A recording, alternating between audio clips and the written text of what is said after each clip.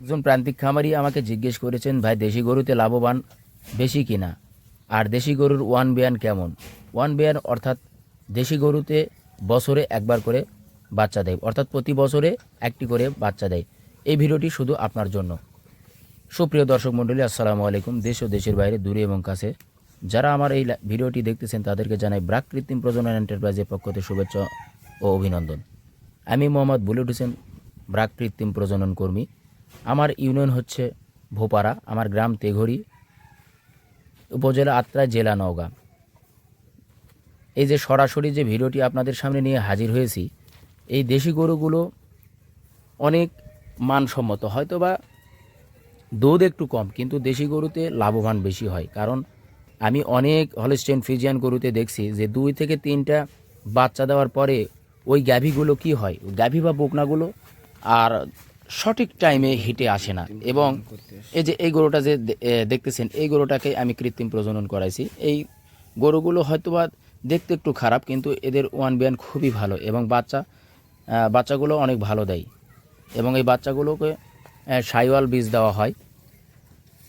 তবে দেশি গরুতে অনেক লাভবান, কারণ দেশি গরু সঠিক সময়ে হিটে আসে এবং এদের খরচগুলো খুবই কম।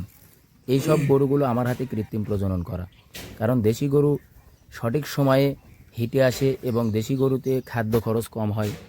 এবং আমাদের এলাকায় যে খ্যার অথবা পোয়াল বলা হয়, অথবা অনেক জায়গায় খড় বলা হয়, এই খড় খাওয়ানোর পরও আমাদের এই দেশি গরুগুলো খুবই ভালো থাকে এবং এই গরুগুলো সঠিক সময়ে হিটে আসে। অন্তত 20 থেকে 40 দিনের মধ্যে হিটে চলে আসে। এবং সঠিক সময়ে যদি খামারিরা কৃমিনাশক ডোজ করে থাকে, অর্থাৎ কলিজা কৃমির ডোজ করে থাকে, তাহলে ওই গরুগুলো কি হয় আর কি, হিটে চলে আসে।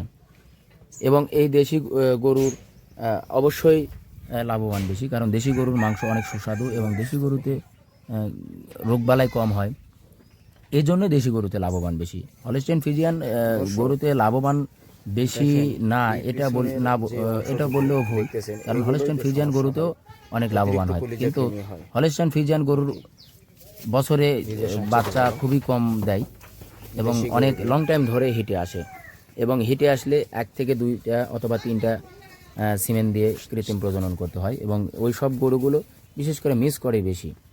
আর এই দেশি গরুতে দেশি গরুর কোনো মিস থাকে না এবং দেশি গরুগুলো অবশ্যই সুন্দর এবং ভালো হয়। এবং এই গরুগুলো দেখেন, এই গরুটা মোটামুটি 8 মাস প্রেগনেন্ট চলতেছে এবং প্রত্যেকটা গরুই 5টি গরুই আমার হাতে কৃত্রিম প্রজনন করা। এবং এই গরুগুলো অনেক ভালো, দুধ হয়তো কম, কিন্তু বাচ্চাগুলো অনেক ভালো হয়। দুধ কম হওয়ার পরও অনেক বাচ্চাগুলো ভালো হয়। তাহলে আমার এই ভিডিওটি ভালো লাগলে বেশি বেশি করে লাইক, কমেন্ট, শেয়ার করুন। আসসালামু আলাইকুম।